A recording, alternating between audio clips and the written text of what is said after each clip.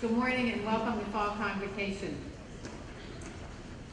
Fall Convocation is a tradition at Gettysburg College that's gone on for nearly 30 years. This event brings speakers to our campus who are social activists, individuals who are dedicated to creating positive social change. Over the years, our speakers have stretched our thinking, challenged our assumptions, and inspired us to think and act differently. We expect Gettysburgians to seek solutions to difficult social problems, to provide service to those in need, and to champion social justice issues. And we have a great legacy of that among our alumni. Let me give you just a couple of examples that some of you students might not be aware of. Take Carol Bellamy, class of 1963, former director of the Peace Corps and UNICEF, and former president and CEO of World Learning, a global nonprofit organization that operates in more than 70 countries to foster global citizenship through experiential education and development.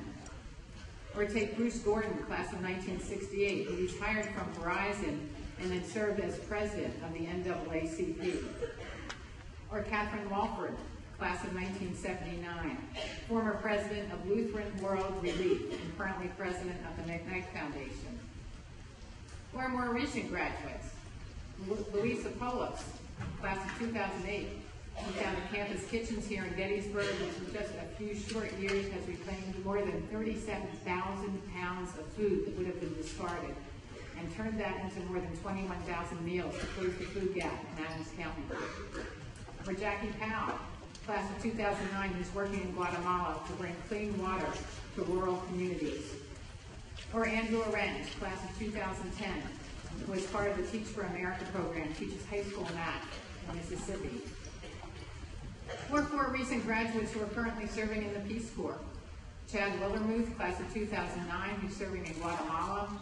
John Jordan, also class of 2009, who's serving in Honduras. Greg Purify, class of 2010, who's in Nicaragua. And Kurt Hegeman, class of 2010, who's in the Ukraine. These alumni and countless others whom I could have mentioned exemplify Gettysburgians who are out there working to make the world a better place. This morning we're honored to have with us award-winning journalist Deepa Fernandes, whose address will inspire many of you to consider ways in which you might work to make the world more just. So once again, welcome. And now I'd like to introduce Chaplain Danella, who will deliver today's invocation.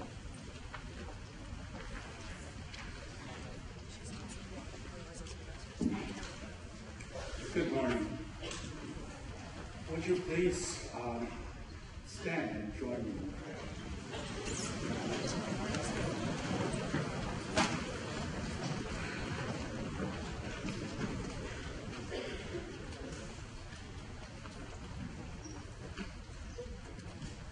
May God, our God, bless us.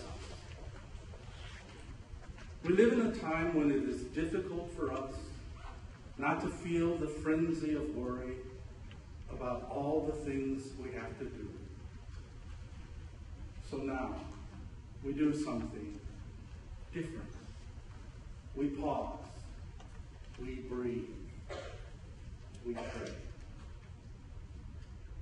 Drive from our hearts and minds the distractions that hinder us from receiving you, from receiving one another, from receiving the blessings and generosity and kindness that make our life together possible.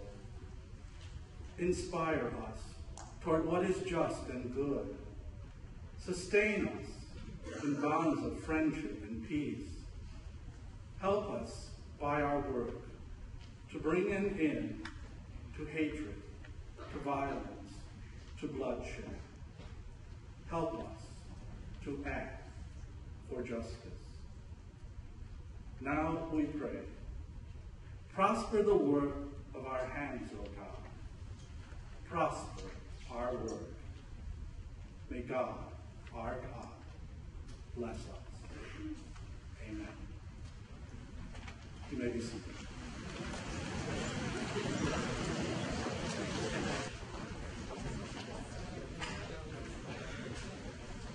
Good morning. My name is Ann, and my friends here are Cam and Ricardo. we are part of the Silent Reader Award Selection Committee.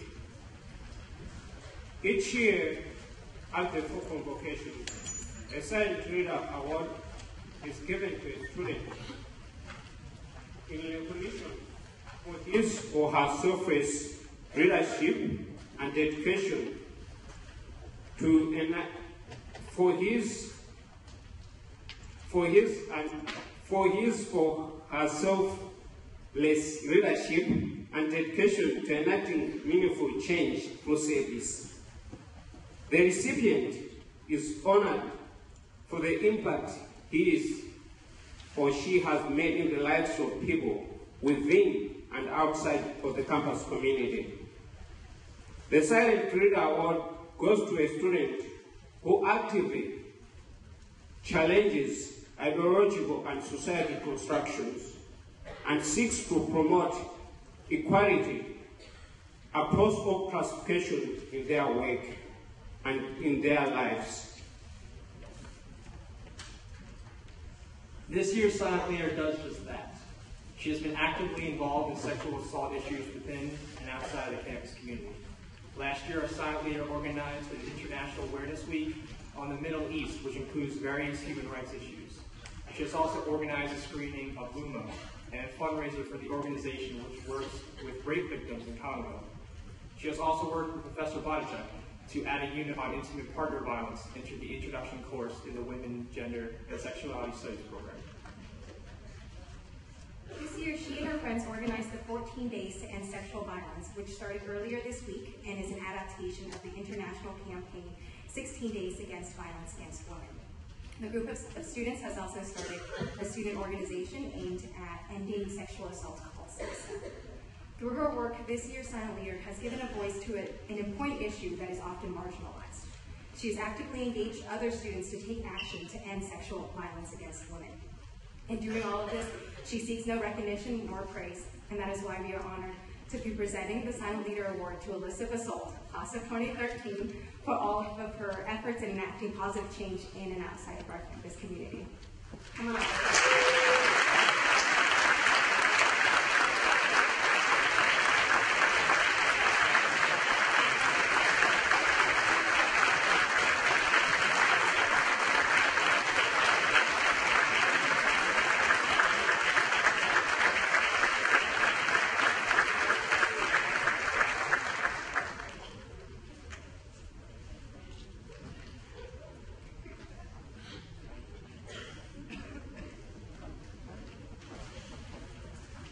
Congratulations, Alyssa.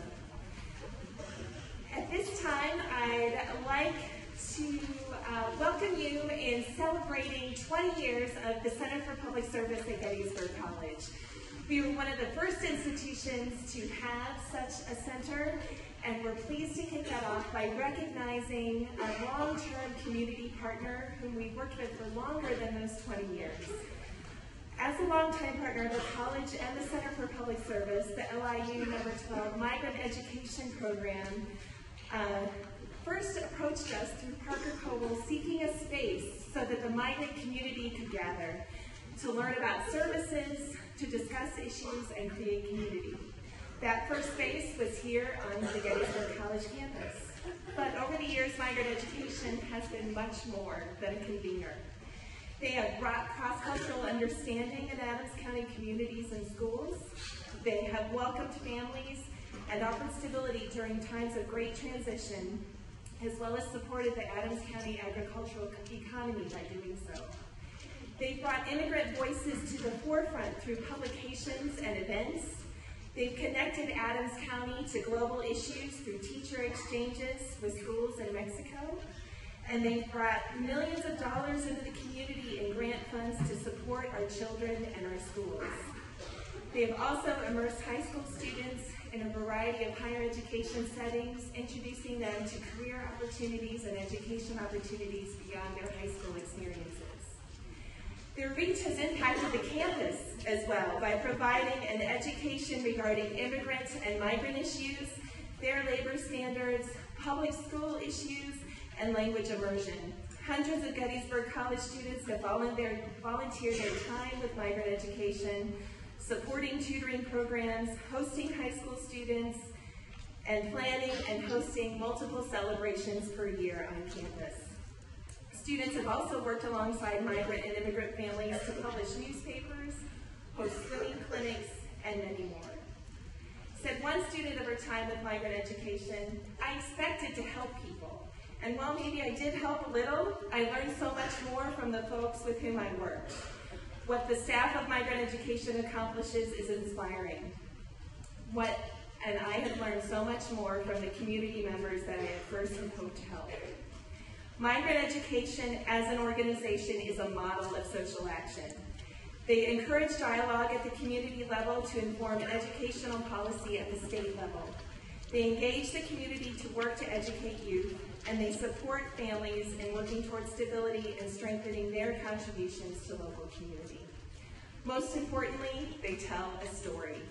They put a human face to what could easily be described in cold numbers, and they act for change in individuals' lives and in our community's life.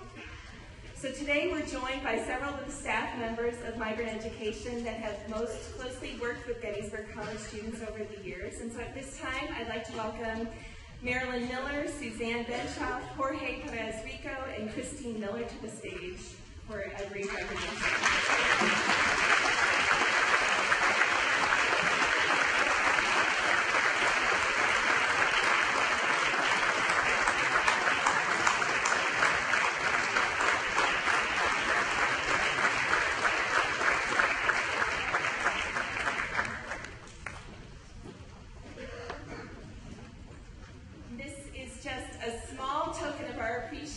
For your years of dedication to the Adams County community through promoting that cross-cultural understanding, ensuring stability and support for families, providing experience and education for the Gettysburg College community, and creating a just and vibrant community for all individuals. Thank you.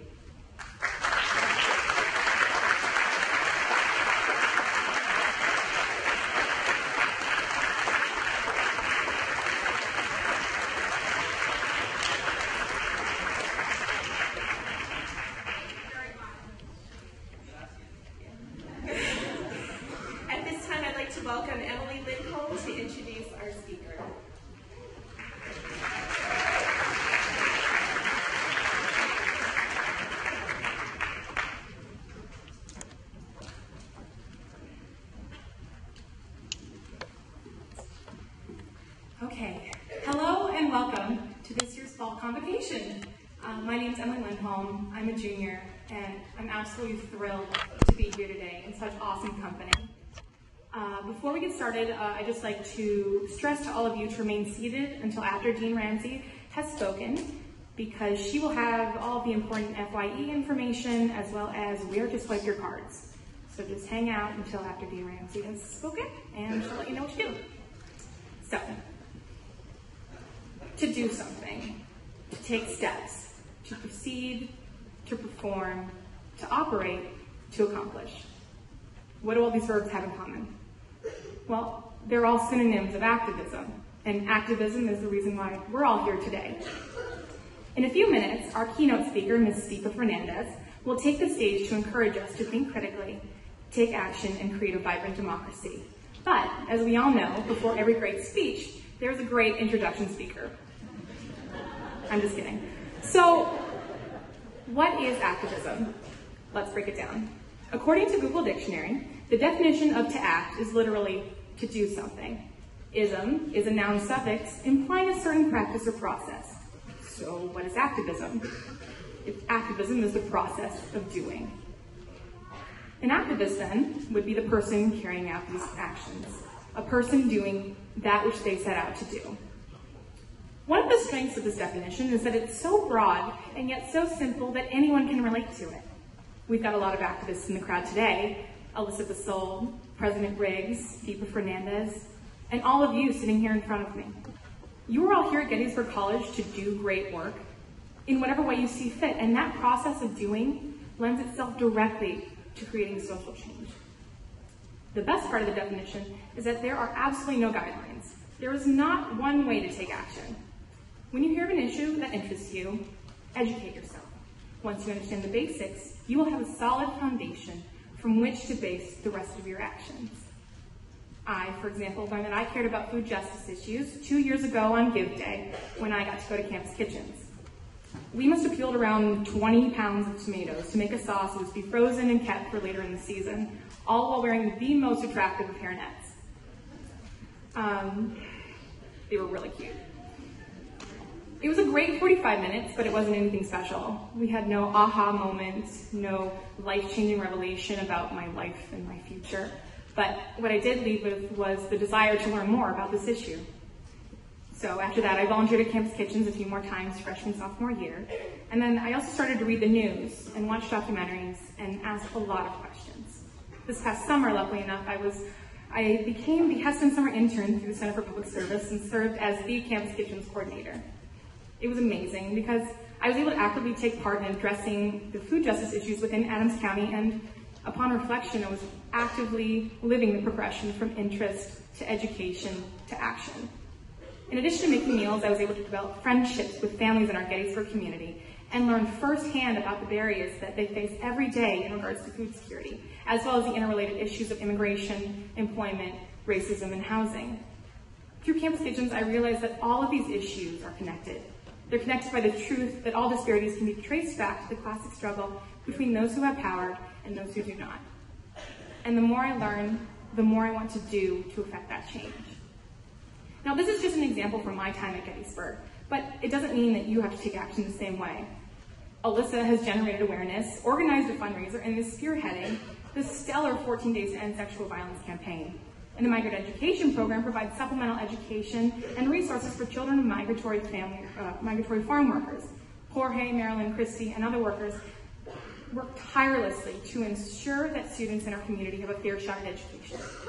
Winning 2 independent awards for journalism, Deepa Fernandes is also a fabulous example of someone who recognizes the injustices in our society and who works to bring traditionally marginalized voices to the forefront through radio, documentaries, and writing. Ms. Fernandes has reported from a dozen countries, from South Africa to Cuba to East Timor. She travels where few journalists go, reporting from inside rebel-controlled prisons during a Haitian coup, slum villages in Mumbai, and immigration jails across the U.S. During the last 10 years, she has been a lead anchor for the Pacific Radio Network, regularly hosting election year special broadcasts, Supreme Court nomination hearings, and major congressional investigations. Fernandes is well known in New York City for her years as the host of the morning program Wake Up Call, a daily magazine news program. Ms. Fernandes is also the author of Targeted, Homeland Security and the Business of Immigration, where she connects personal stories to immigration policy and history. She was a Puffin Writing Fellow at the Nation Institute, and her reporting has appeared in The Village Voice, Nation Magazine, Public Radio International, BBC, ABC, Mother Jones Magazine, and more. She has a Master's of Arts from the Columbia University and is currently a Knight Journalism Fellow at Stanford University.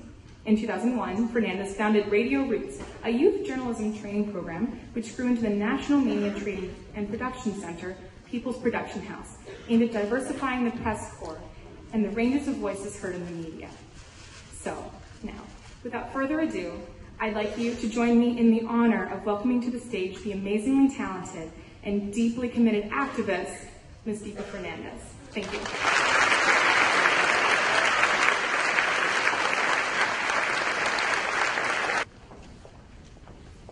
Good morning. It is really, really great to be here, and wow, to see so many faces out there. I want to start by just thanking so much Emily. That was really a great introduction. I don't think I've ever had such a great introduction, so thank you very much.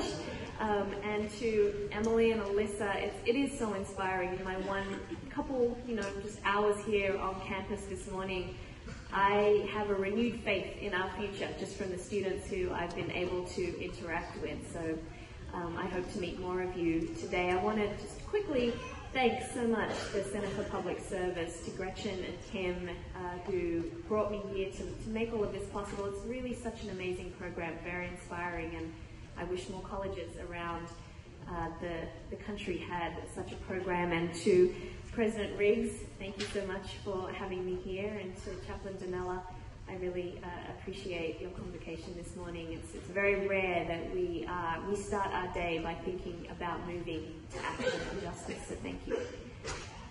I'm going to talk to you this morning I'm going to bring you my America in 5 scenes. Because I've seen a very different America than maybe many people know about. So, scene 1, act 1. I'm going to take you inside a jail, a prison in the country of Haiti. What's that got to do with any of us? There are prisons and jails all over the world. Well, this prison in Port-au-Prince, the capital of Haiti, has a lot of people in it. A good percentage of them, a few years ago, before the big earthquake, came from here, came from the United States. Men and women who were sitting inside Haitian prisons for the simple reason that they were deported from the United States, and due to backroom deals between politicians in this country and that country, these folks get off American Airlines planes in handcuffs, shackled, get put on a bus, and get driven straight to prison in Port-au-Prince. Now, you might never have been to Haiti. You might not even know any Haitian people. I do, because I live in New York City. And there are a lot of Haitians in New York City. They're my neighbors, they're my friends. A lot of folks from Haiti, if they enter for some reason an immigration or a criminal justice track, will end up in jail in Haiti. And when I was in jail in Haiti visiting, I was surprised that a good 40% of the inmates of the national prison in Haiti came from Brooklyn, Tallahassee, and Los Angeles. They had lived their whole lives in Brooklyn, Tallahassee, and Los Angeles. And somehow they had got caught up in a process. Maybe they were speeding and got stopped by the cops. Maybe they had come to the United States at some point, overstayed their visa, but by this point had built up a life and stayed. And then they were found to have no legal immigration papers, and they were put into the system. I visited, over the course of many years, many people who had done time in Haitian prisons. And let me tell you, Haitian prisons is nowhere anyone wants to be. If you don't have family to bring you food, you don't eat. If you don't have family to bring you medicine, you'll stay sick. You might die. And Haitian prisons have a high level of people dying. So imagine for a moment that you're Haitian and that you have been brought by your parents to the United States. And your parents didn't realize that at some point they needed to do some paperwork to legalize your status. And you have gone to elementary school and middle school and high school, and you've never had an issue, and now all of a sudden you're trying to get into college, and whoa, hang on, are you illegal? Is your recruitment officer now reporting you, and are you in immigration detention? And you're now being deported? But hang on, what about my brothers and sisters who were born in this country who are US citizens? I'm part of the same family. Well, you're now sitting in jail in Haiti. You don't speak Creole. In fact, you speak English with a Brooklyn accent. You don't have anyone to bring you food because all your family lives in the United States. What do? You hang on the bars with sweat dripping off you. You are so thin, you're about to disappear. The prison bars look like the bones in your body that I can see. And you beg me, the reporter, get me out of here, sis, get me out of here. Because you have no one to speak English to besides the other deportees, and they're in the same situation. Who's looking out for you? Who's representing you? Scene 1, Act 2. I'm in my apartment. I live in West Harlem, and I had a friend coming to visit town. He's hanging out downtown. He says to me, oh, I'm not going to get uptown for a few hours. It's late. I'm going to bed. I say to him, you know what? I'm going to leave the door unlocked. Just come on in. I've lived in the neighborhood for 15 years, never once ever had a problem. Quite often I walk out forgetting to lock my door. This one night, my friend actually never makes it uptown, but a woman comes in to the front portico and she leans on my door and it opens. And she enters my apartment and I'm asleep. That's kind of scary. She enters my apartment. She's a drug addict. She just wants some money. She sees my wallet sitting right there on the mantelpiece. There's a whole bunch of very expensive computer and stereo equipment. She doesn't touch any of it. She just grabs my wallet and she walks back on out and she shuts the door behind her. She goes to the nearest subway station. There's not much cash in my wallet. She pulls out my Metro card. For those of you who live in New York City, you know that to get onto the subway system, we use a Metro card. It's a monthly. That means you can swipe it and someone can get on. She is so desperate. She's selling swipes of my Metro card to people who are coming in to the subway station. That is where the police catch her. I have credit cards in my wallet. She didn't do anything with the credit cards. She didn't try and charge up a storm. She is selling swipes of my Metro card. The police give her a warning. They don't realize that she has my wallet on her. They just see her selling swipes. They tell her she's not allowed to do that. An hour later, the police come back and she's still there selling swipes off my Metro card. She maybe pockets $1 a swipe. They arrest her. They take her to the local precinct. That's when they call me because they find my wallet on her. Everything's still in it.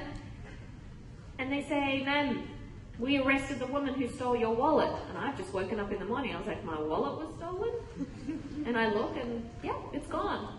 It's like, that's weird, but everything else is still here. Ma'am, we need you to come down. We need you to press charges, and and if you want to get your wallet back. Okay, so I go down to the police precinct. When they tell me the story of what happened, I don't want to press charges. I just want my wallet back. Clearly, in my belief, this lady needs public health intervention.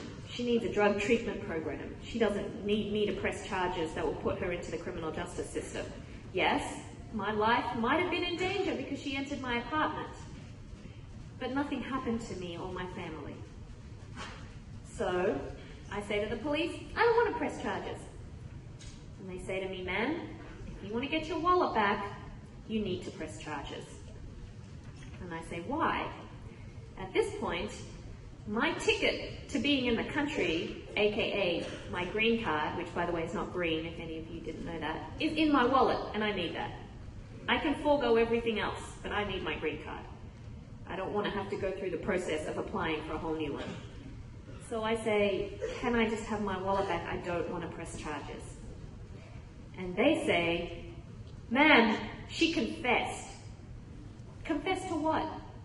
Well, we told her that the video cameras in your building caught her entering, that we got fingerprints off your door. I don't have video cameras in my building. And I didn't even see any police to take fingerprints. I got called and told to come to the precinct. The detective looks at me, but she confessed. And right there, I just get this sinking feeling.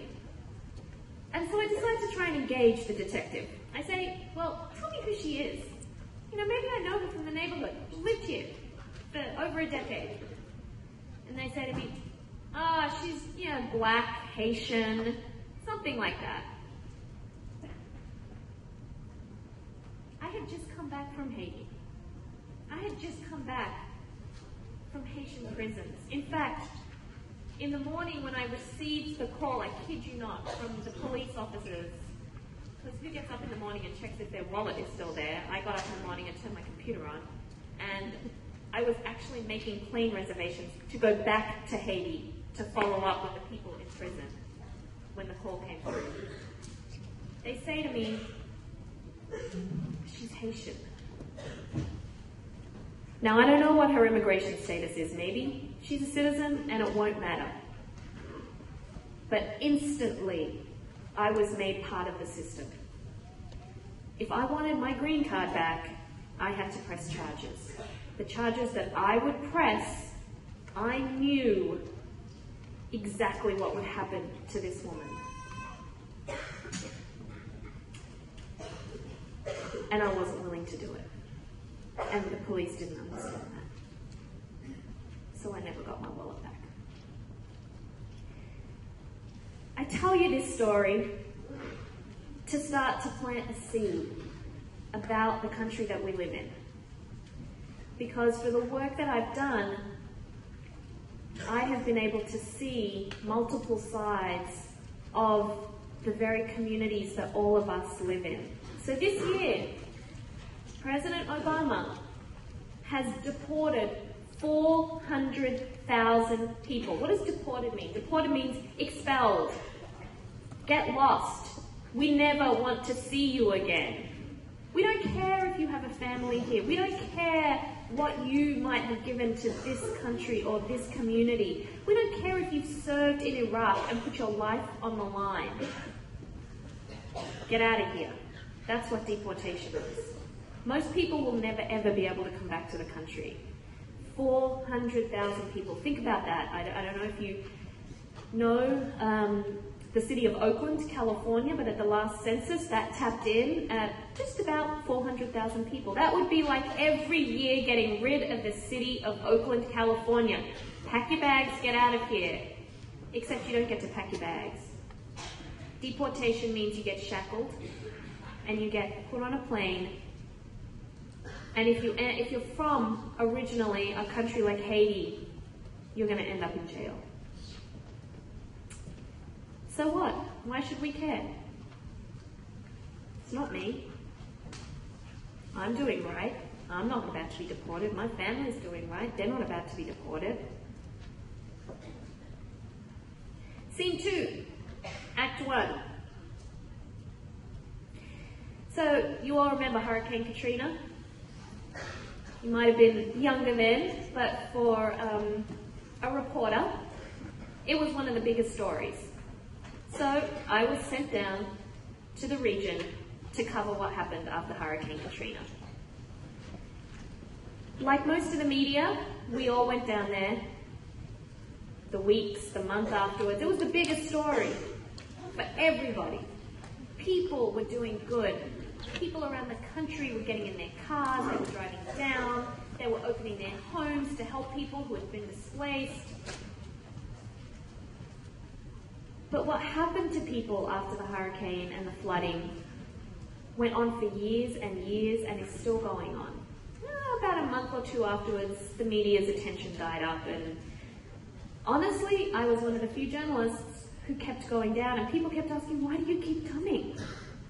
And I'm going to tell you in 3 acts why I kept going. Act 1, 13-year-old Sheikha. I met Sheikha in a large trailer park, the largest in the country, in fact. It was an old cow paddy field that the governor of Louisiana dedicated to become a housing shelter. There were 300 plus trailers, so if you can just picture white trailers all lined up in a row. No trees, no grass, no nothing. Just a big field of trailers where people lived for years. So I go into this park and I meet Sheikha. She's 13. And in my very first interview with her, think 13-year-old, you know, they're not political analysts. They're going to tell you what their reality is. And I'm talking to Sheikha. She's from New Orleans. She's been displaced. She's now living in a trailer. I'm talking to her about what she does, how life is, what she eats. where she goes to school. She now has to go to school in a neighbouring town. She has to get on a bus, that she has to walk from the trailer park about 20 minutes to get on this school bus. The school bus goes to pick everybody else up, but it won't come to the trailer park. So Sheikah and all the other New Orleans kids walk out to get on the bus to go to school. So I say, do you like school? She says, yeah, school's fine. It's like, is it different? She's like, well, you know, the only thing I really don't like is that I got to sit down the back of the bus. What do you mean you got to sit down the back of the bus? Well, you see, when we get on the bus every morning, all the local kids, they get to sit up the front, but the New Orleans kids, we got to sit down the back. Now, I don't know if any of you know the history of this country, but some would say the civil rights struggle really came to the fore when African Americans decided they weren't going to sit down the back of the bus anymore. So I say to Sheikah, but what would happen if you sat up the front of the bus? Are there seats up the front of the bus? Oh yeah, there are seats, but we're not allowed to sit up the front of the bus. So who tells you to sit down the back of the bus? The bus driver. And what happens if you don't? Then she tells our teacher, and then we have to go to the principal's office and we get in trouble. This is systemic. The bus driver does not allow New Orleans kids, aka black kids, to sit at the front of the bus. If they disobey her, the teacher gets told, and the principal disciplines them. Sorry, is this America in 2003? This was the year that I was reporting this. Not the America that I think most people would think is still around. And why can they get away with this? They can get away with this because nobody is looking. Nobody's looking at what's happening to 13-year-old black children after Hurricane Katrina. And if they are looking, Act 2, the same trailer park, another kid, really sweet kid. His name's Eric. He's 14, he's a year older. Now Eric is an interesting kid. He's an artist. He's always kind of off doing Japanese anime on his own. He wears his hair natural. So he has a fro that stands up about this high, which makes him stand out a mile, and all the kids tease him. But you know what, he's kind of he's cool with it. And of course that catches my attention, in addition to his incredible Japanese anime, so I'm drawn to this kid. We talk, we hang out. During my time in the trailer park, I get to know his mum and his older brother. I see them frequently. And then one fine day, I receive an absolutely panicked call in New York City from his mother. Eric's been arrested for terrorism. Okay, Lena, calm down. Why? Eric's been arrested for terrorism? Eric's in jail for terrorism.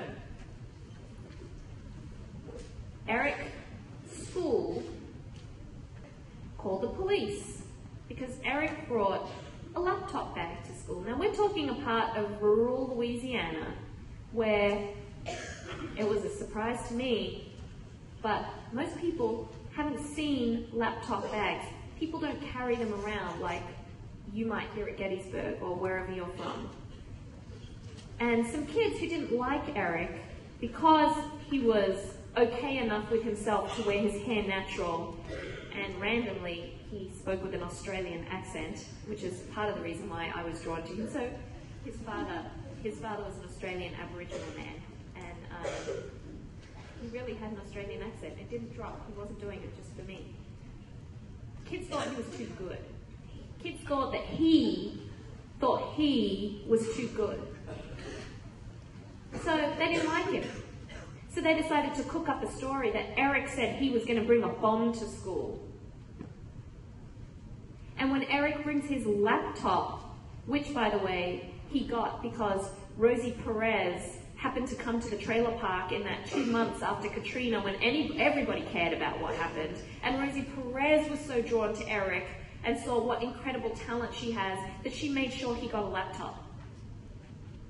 So Eric's bringing his Rosie Perez laptop to school, and he's now in prison for terrorism because the principal called the police, because it was his duty, when kids reported that Eric said he was bringing a bomb to school. And Eric is sitting in jail as a 14-year-old in rural Louisiana for terrorism. What does any of this mean, huh? So, we go down to Louisiana. Now, in New York City, I know a whole bunch of public defenders, and they're great people, and they're doing it because they believe that they went to do their law degrees because they wanted to serve other people. So here is Eric sitting in jail, and he has a public defender, and his mother, Lena, is absolutely hysterical. She wants me to try and get him an attorney. Now, I don't really have any money to be able to get an attorney, and I say to her, but he's got a public defender. Because in my naive New York City-centered experience, the public defenders that I know really do it because they believe in trying to find justice for their clients. Wrong!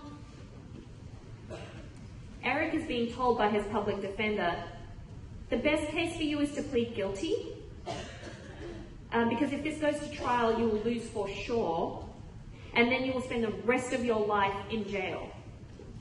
Okay. Really talented, good kid is going to spend the rest of his life in jail because the kids didn't like him and they said that he was a terrorist, that he had a bomb? No. Okay, everyone, let's stop and take a deep breath. Who are you? You think you're so good, you journalist from New York? Leave. This is Louisiana. This is how things happen here. It was an incredible struggle. And luckily for Eric, he had managed to make friends with not just me, but with a couple of other people like Rosie Perez. So his case would have some attention to it. But what that told me was that, imagine if this is one case that I know about, how many other kids' lives are being ruined because some kids don't like them. And because the adults in their lives are just going along with the system. Eric, by the way, got out. He had to cop to a plea. We worked very hard to bring evidence that he was completely innocent. He was still found guilty, even though the girl who was his main accuser, when questioned, and the judge, in fact, asked her to describe the bag that Eric brought with the bomb. She said a suitcase. Now, we all know a laptop bag is not a suitcase. A laptop bag is something you carry on your shoulder. She said a suitcase, and so the judge said, describe it. How big? And she went like this. And no one in their right mind knew that Eric had a bag like that, and he was still found guilty.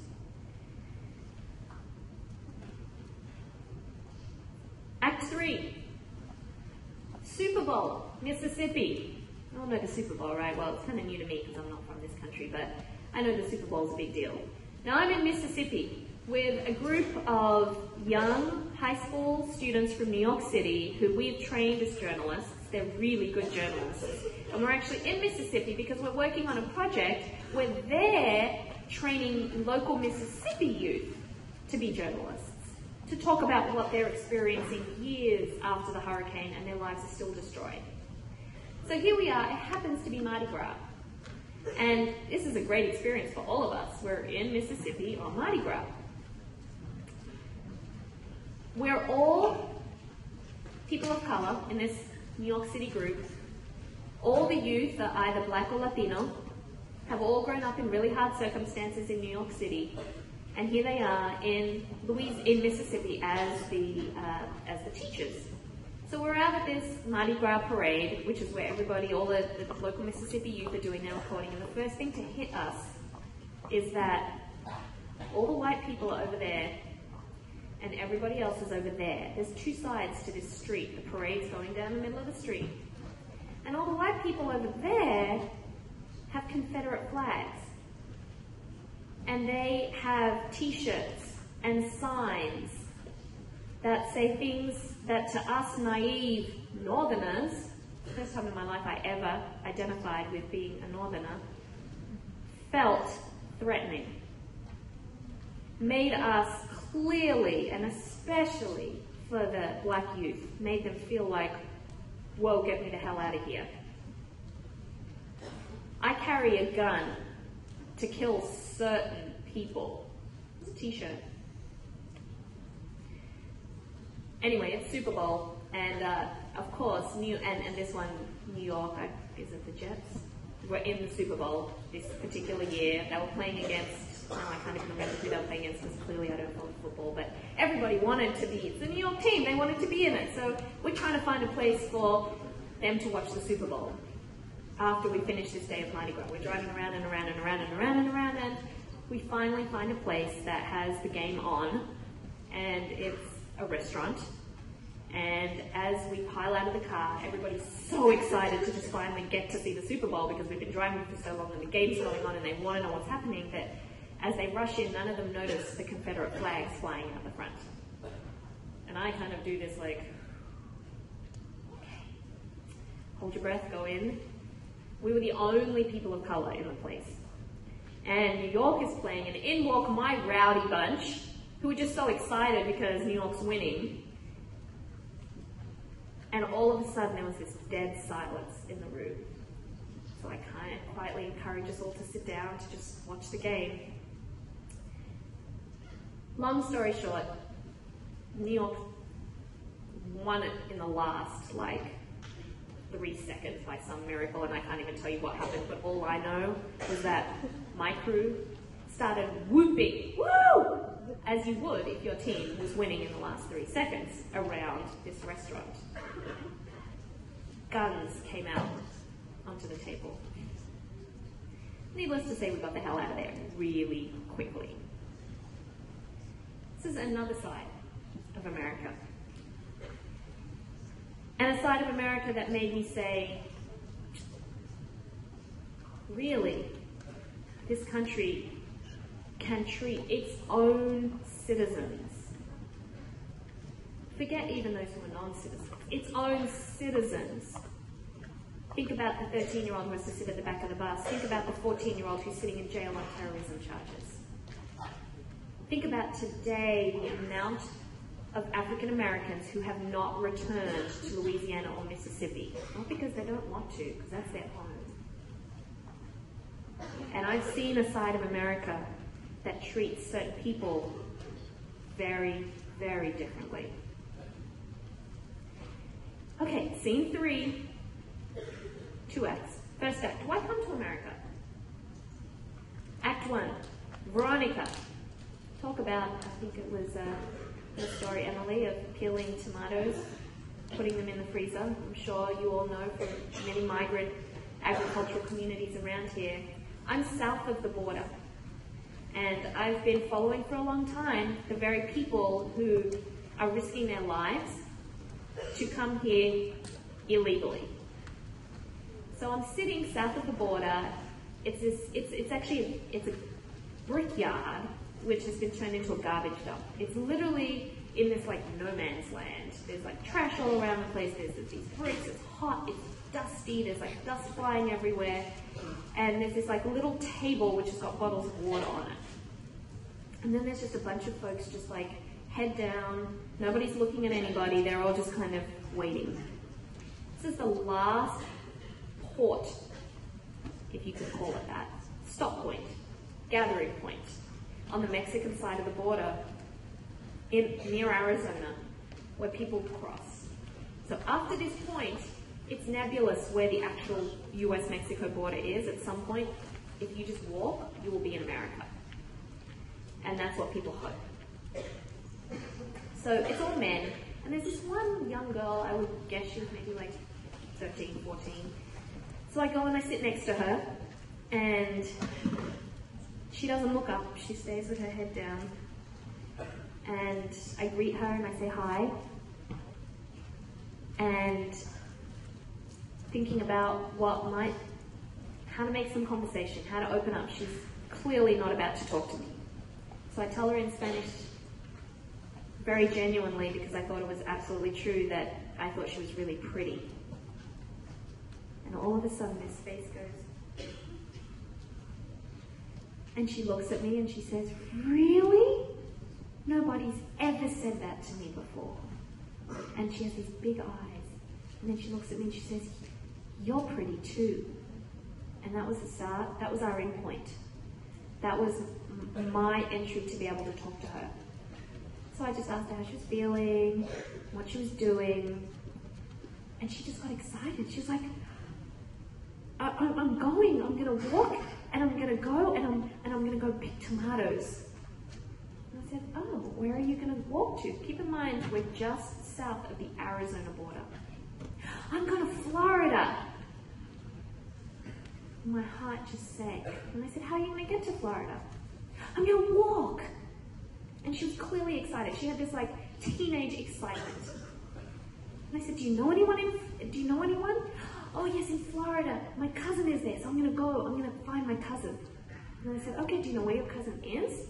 She pulls out this scrap of paper, which just has a telephone number on it. She says, "Yeah, I'm going to find my cousin in Florida." And I said, "Do you realize that," and I was not about to, she's about to embark, so I'm not going to tell her that high heels are not the way to cross the border, that she's clearly trying to look good for when she enters America. She has a short skirt on, she looks cute, but she should not be trying to cross the border looking like that. But at this point, it's too late. She's passed all the places where she could have bought better shoes, because she's been told it's a 20-minute walk to America. Wouldn't you dress really cute if you were going into a new country and you only had to walk for 20 minutes? I would. But we did manage to get her as much water as possible. She was about to walk into the greatest unknown. So then I said to her, "Well, why tomatoes?" "Oh, because I love tomatoes." And do you know? And she gave me all these recipes of what you can do with tomatoes. And I said, "Where's your family?" She said, "Well, that's why I'm going, because my dad's really sick and he can't work anymore in the fields. And so my brothers and sisters, we don't have the money to send them to school." "Where are you from?" "Oaxaca." Oaxaca, if you know Mexico, is a very southern state. So she's already walked from Oaxaca up to the border. And now she's going because she wants her brothers and sisters to go to school. And that to me was just the most human story. Don't we all? Is there any one of us here who could say, "I don't want my brothers and sisters to go to school"? Or "It's that important that I will do what it takes so that my brothers and sisters can go to school"? We're not talking college. We're talking a 6th grade education. So that's why Veronica was coming into America. Flash forward to a couple of years ago. A man that I met, his name is Mareeba. He's from Liberia. He came to America because he watched his father murdered in front of him when he was a boy in Monrovia, which is the capital city of Liberia. And all he knew was that he had to run, and Mareeba ran. And his mother and his sisters ran in a different direction because their life was being threatened. So Mareeba's mother and sisters ran that way, and Mareeba ran that way. And he never saw his mother and sisters again. And he was so scared for his life that he left Liberia and he crossed into Sierra Leone, which is a neighboring African country. And because of the tribe that he's from and the way in which that played out in Sierra Leone, it's a long political history and I won't give it to you now, but if anybody's interested, I've learned a lot about it. His life was still in danger. So many years later, after living on the streets of Sierra Leone, he now finds a guardian angel who gets him a ticket to come to America. He says, "You can come to America and build a life. You don't need to live on the streets. You're a good, smart person, and America will protect your life." Mareeba lands at Newark Airport, and because he does not have a valid visa to come into the country, he's taken straight to jail, where he sits in Elizabeth Detention Center. I don't know if any of you have ever been inside a jail in this country, or an immigration jail. I've been in 20. And the Immigration Detention Center, Elizabeth, where Mareeba was, it's not a fun place to be. Mareeba had to fight his own asylum case on his own. Sometimes he didn't even have pencils. He was denied pencils to be able to write with. How are you supposed to prove an asylum case when you don't even have pencils? Needless to say, he lost. He was then transferred around the country. He went to Pennsylvania. Oh, he was in this great state, sitting in an immigration jail. Then he was sent down to Louisiana, and then finally he was deported back to Liberia against his will. And he said to the immigration officer, "Leave me in jail in America for the rest of my life, but do not send me back to Liberia because I will be killed." He wanted to stay in jail in America rather than go back to Liberia because that's how scared he was. It didn't matter. He was sent back. Handcuffed, shackled, the whole flight to Liberia. He gets off the plane and he's taken straight to jail by the Liberian government. It's not an uncommon practice. And I won't go into any more into his story, but that's another reason why people come to this country. And I'm sure many of you who interact with the migrant community around Gettysburg will know that there are a lot of very compelling and life-changing reasons why people want to come to this country. So, what does that mean? Whose America is this? That's the question that I want to end by talking about, because I think it's a really important question that faces all of you who are our future. And my reporting has allowed me to see some of these sides of America that, frankly, sometimes I wish I'd never seen, because if you really think about it and take it into your heart, how can you go on? How can you live in this country when you see these kinds of things happening? And it's not unusual. And I don't necessarily seek it out. Those stories are out there. They're in your very community around here. So then, I talk to people, I hear people who say, well, but you know what? We elected a black president, so there is no more racism. If this country can elect a black president, then we must be in a post-racial society. Tell that to Rasheka, who has to sit at the back of the bus. Tell that to Eric, who is sat in jail for a very long time charged with terrorism, and his mother, Lena, who is a military veteran and has served this country and doesn't have a place to live because her home was washed away after Katrina. And then I think, well, actually, there's something really exciting happening right now. There are people standing up in this country and saying, we're not going to take this anymore. You've all heard of the Occupy movements that are going on. Maybe you've seen them here on campus. Maybe you've watched the news and heard about them. Well, I'm currently actually living in California for a year, and so it's funny because Occupy Wall Street would have been right on my doorstep. But it is incredible how that has spread across the country. And close to where I live in Oakland, there is a really vibrant movement of people in San Francisco, across the Bay Area, standing up and saying, okay, enough. Enough. This is not my America. And I want this country to be better than this.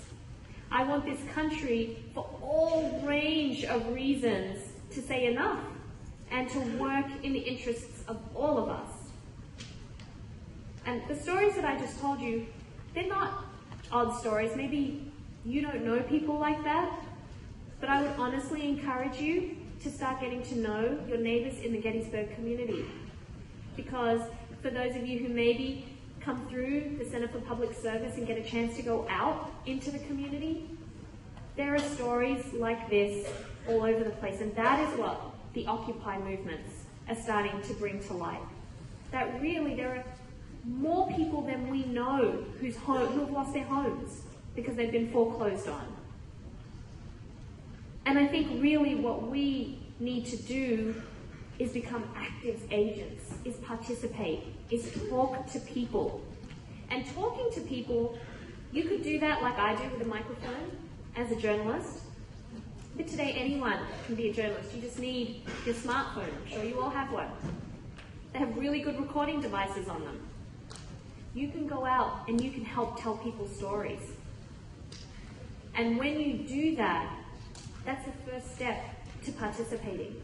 Because the other thing people say when they say, oh, look, there's no racism anymore because we elected a black man. They say, well, our democracy is so great now with technology and social media. Look at Egypt. Look at Iran a few years ago. They were able to take action because of social technology and social media and tweet out what was happening and foment change, bring about democracy. And I would say to you, maybe. Because there are still so many communities that don't have access in this country to be able to do that. So what do? We need to be active participants. We need to actually use what we have, our own privilege. And we all have some privilege. And I learn that every single day, the privilege that I have when I'm out talking to people who are denied very basic things. We need to use our privilege to give back. So that as a community, as a whole, it's not helping people, it's helping ourselves. It's helping our community get better. And I think that's what we all need to do. Democracy is about participating. It's not about voting once every 4 years. Maybe some of you have voted for the first time in your lives. Maybe some of you are coming to that place with the next election. This is the point where we really need to get active.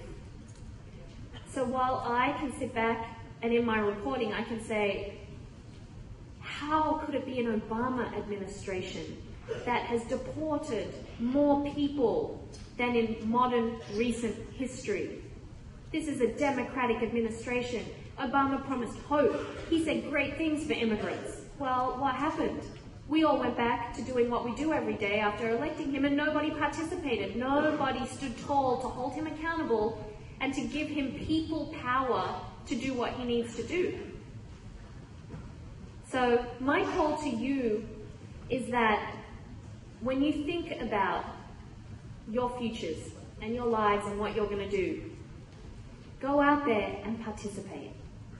Doesn't mean just voting, it means getting active every step of the way, whether that be working with a program that helps with food banks and finding places that are wasting food so that that can be transferred, whether it's just talking to your family or friends who might not understand these issues and sharing stories that you've gone out and collected.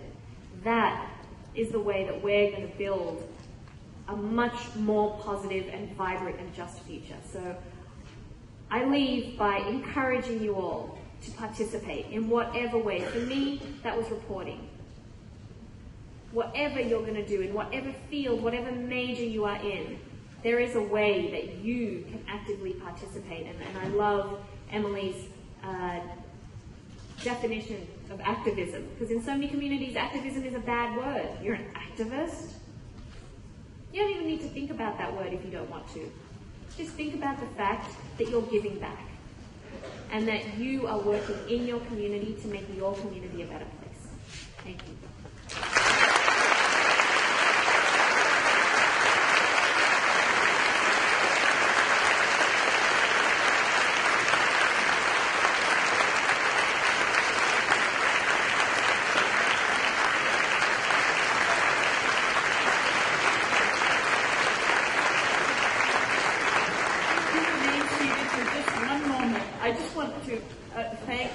Ms. Fernandes again for your work on behalf of people at the margin all around the world, and for clearly the humanity that you bring to your work.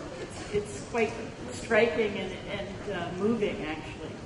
And also I would thank you for bringing your stories to us and reminding us that we need to stay alert to injustice, and we need to stay alert to opportunities to express kindness and support to make this a more peaceable and just world. So thank you again. We really, really appreciate it.